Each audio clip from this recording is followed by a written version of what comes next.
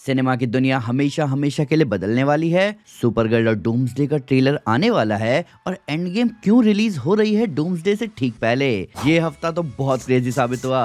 तो दोस्तों, आपका स्वागत है सुपर न्यूज के नए एपिसोड में, जहां मैं आपके सामने लेकर आता हूं पॉप कल्चर के ऑसम साइड की जबरदस्त अपडेट्स एक छोटे से ट्विस्ट के साथ। तो इस हफ्ते की सबसे बड़ी अपडेट तो आप जानते ही हो कि इतने वक्त से जिस कंपनी पर फॉर सेल का ठप्पा लगा हुआ था, यानी कि वार्नर ब्रोस, वो दोबारा से बिक चुकी है और नेटफ्लिक्स, पैरामाउंट और कॉमकास्ट के बीच चल रहे बिडिंग वॉर को भी नेटफ्लिक्स ने जीत लिया है। और सारे सोर्सेज ये रिपोर्ट कर चुके हैं कि नेटफ्लिक्स ने वार्नर ब्रोस को $82 बिलियन की डील दी है और अभी के लिए वार्नर ब्रोस के बोर्ड ऑफ डायरेक्टर्स ने इस ऑफर को एक्सेप्ट भी कर लिया है। पर अब इस खबर के बाद डीसीयू का क्या होगा, इससे रिलेटेड एक प्रेस कॉन्फ्रेंस सामने आ चुकी है। तो वैरायटी के एक रिपोर्ट के हिसाब से नेटफ्लिक्स के को सीईओ टेड सैरेंडॉस ने एक प्रेस कॉन्फ्रेंस किया, जहां उन्होंने बताया कि बेशक नेटफ्लिक्स कभी भी अपने मूवीज को थिएट्रिकल रिलीज नहीं देता, पर वो वार्नर ब्रोस के कंटेंट के साथ ये एक्सेप्शन रख सकते हैं, जहां वार्नर ब्रोस की मूवीज को थिएट्रिकल रिलीज दिया जाएगा। पर यानी बट तो यहाँ आना ही था। तो टेड ने आगे कहा कि वो इस थिएट्रिकल रिलीज वाले ट्रेडिशन में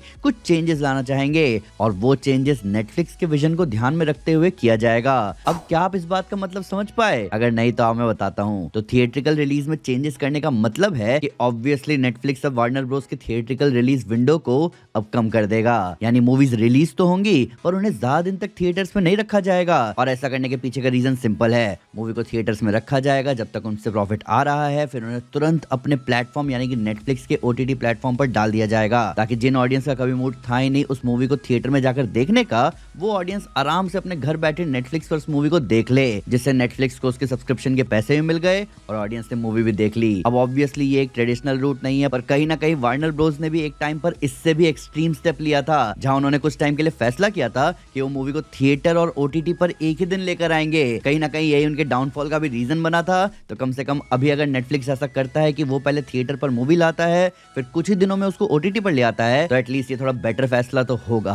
वहीं अब इसी हफ्ते कई सारे टीजर ट्रेलर्स को लेकर खबरें आई हैं कि हमें एवेंजर्स डूम्सडे और सुपरगर्ल का ट्रेलर दिख सकता है जल्दी ही। तो आओ इनके बारे में जान लेते हैं। तो ऑफिशियल पोस्ट सामने आ चुके हैं कि इस हफ्ते सुपरगर्ल का ट्रेलर सामने आएगा। वहीं एवेंजर्स डूम्सडे के टीजर ट्रेलर का रन टाइम अब पता चल चुका है। तो industry insider cryptic HD quality ने एक्स पर रिपोर्ट देते हुए कहा कि उन्हें ऐसा सुनने को मिला है कि डूम्सडे का जो टीजर ट्रेलर है वो 1 मिनट से थोड़ा ज्यादा हो सकता है, पर वो एक कंप्लीट ट्रेलर नहीं होने वाला, वो बस एक टीजर होगा। अब जो लोग नहीं जानते उन्हें मैं बता दूं कि आज तक जितने भी एवेंजर्स के टीजर ट्रेलर सामने आए हैं वो हमेशा ही 2 मिनट से ज्यादा के रहे हैं, पर इस बार ऐसा लग रहा है कि एवेंजर्स डूम्सडे इस ट्रेडिशन को तोड़ने वाला है। हालांकि देखा जाए तो ये टीजर ट्रेलर 1 साल पहले भी आ रहा है, तो कुछ और ट्रेडिशन भी टूटे ही हैं। वहीं ये भी याद रखना दोस्तों कि एवेंजर्स डूम्सडे के टीजर ट्रेलर के आने के दिन के लिए अभी तो 18 दिसंबर बताया जा रहा है, पर अब जब हमने एवेंजर्स डूम्सडे की बात करी ही है तो उससे रिलेटेड एक और अपडेट हमारे सामने आई है।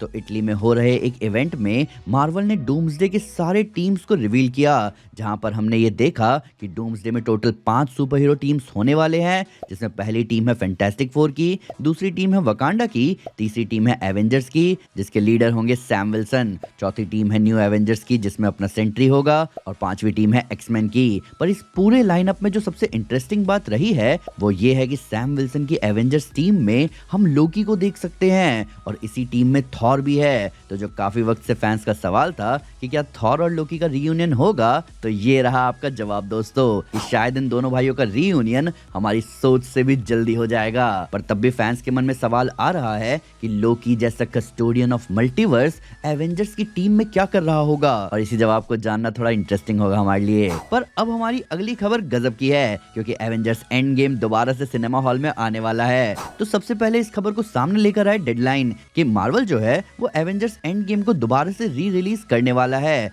और वो भी अगले साल 25 सितंबर को।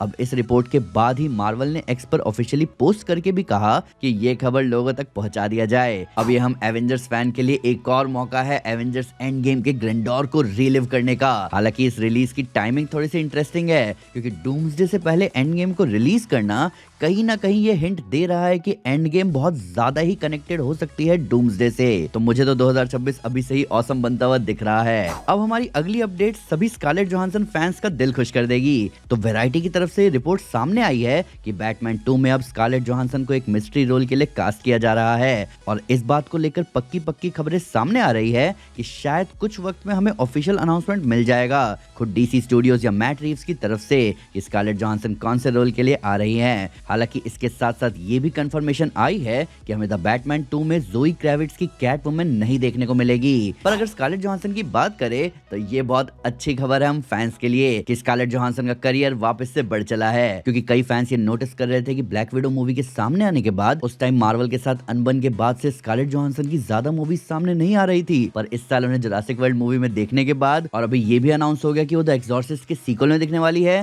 जिसके साथ साथ बैटमैन 2 की ये न्यूज हम फैंस के लिए अच्छी खबर है। तो स्कारलेट जोहानसन को वापस देखना, वो भी एक सुपर हीरो मूवी में, ये बहुत इंटरेस्टिंग होगा हम फैंस के लिए। पर इससे कहीं ना कहीं ये भी समझ आ रहा है कि शायद हमें हमारी नताशा रोमनॉफ एवेंजर्स डूम्सडे और सीक्रेट वॉर्स में नहीं दिखने वाली। वही हमारी अगली बड़ी खबर स्पाइडरमैन ब्रांड न्यू डे से है, जहां इंडस्ट्री इनसाइडर डैनियल रिकमैन की तरफ से रूमर रिपोर्ट सामने आई है कि स्पाइडरमैन ब्रांड न्यू डे की प्रिंसिपल फोटोग्राफी यानी कि शूटिंग इसी महीने खत्म हो चुकी है। यानी अभी शूटिंग के रैप अप होने का मतलब है कि कुछ रीशूट्स के लिए अगले साल की फरवरी विंडो को चुना गया है, वो भी अगर जरूरत पड़ी तो। अब अगर आपको ध्यान हो तो हमने आपको सुपर न्यूज में भी बताया था कि अगले साल की स्प्रिंग में डूम्सडे के भी रीशूट को शेड्यूल किया गया है। तो क्या ये ओवरलैपिंग एक इशारा है कि हमें स्पाइडरमैन के कुछ सीन्स दिखाए जाएंगे डूम्सडे में और डूम्सडे से ही जुड़े कुछ सीन शूट किए जाएंगे स्पाइडरमैन ब्रांड न्यू डे के लिए? अब ये तो फ्यूचर में ही पता चलेगा। अब हमारी अगली अपडेट जो है वो एवेंजर्स सीक्रेट वॉर से रिलेटेड है। तो स्क्रीन रैंट के साथ बात करते हुए ब्लैक पैंथर का रोल प्ले कर चुकी एक्ट्रेस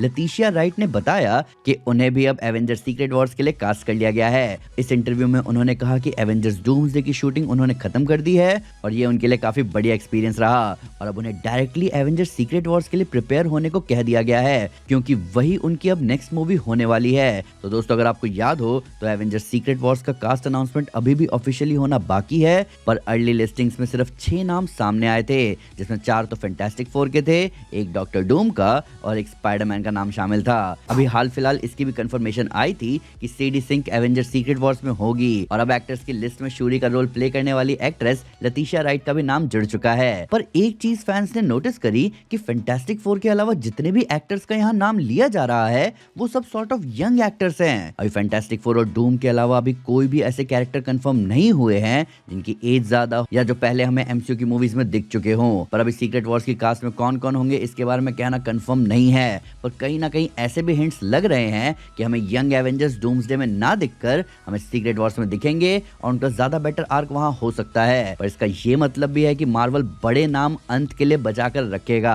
वही हमारी अगली अपडेट सुपरगर्ल से रिलेटेड है, जहां ब्राजील में अपकमिंग सीसीएक्सपी इवेंट के लिए डीसी स्टूडियोज ने कुछ रेवलेशंस किए हैं जिन्हें आप सब अपने स्क्रीन पर देख सकते हो। तो पहली बार हमें हाउस ऑफ एल का सिंबल सुपरगर्ल के लिए दिखाया गया है, जो कि ऑलमोस्ट सुपरमैन के सिंबल जैसा ही है। तो ये कंसिस्टेंसी बनाए रखना तो बहुत ही अच्छी बात है। ऊपर से सुपरगर्ल और सुपरमैन कजिन्स भी तो हैं, ये दोनों ही बिलोंग करते हैं हाउस ऑफ एल को और इसीलिए इनके सिंबल भी सेम हैं। अब वक्त है सुपरमैन की स्पीड में न्यूज देने का। तो द पेंगुइन के सीजन 2 पर काम शुरू हो चुका है HBO में। निकोलस केज स्पाइडर-नोयर सीरीज में बेन राइली का रोल प्ले करेंगे। बेन राइली नाम था स्कारलेट स्पाइडर का, तो ये सोचना होगा कि वो 1930s में क्या कर रहा है। द बॉयज के फाइनल सीजन का ट्रेलर सामने आ गया है, जहां ये सीजन सामने आएगा 8 अप्रैल 2026 को। यानी born again season 2, invincible season 4 और द बॉयज का सीजन 5 साथ साथ सामने आ रहे होंगे।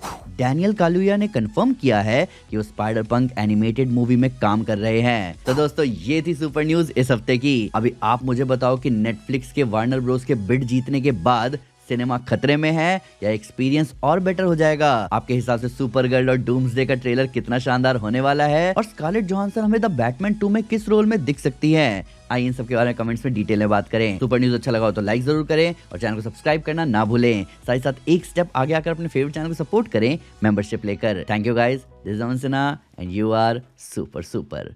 पीस।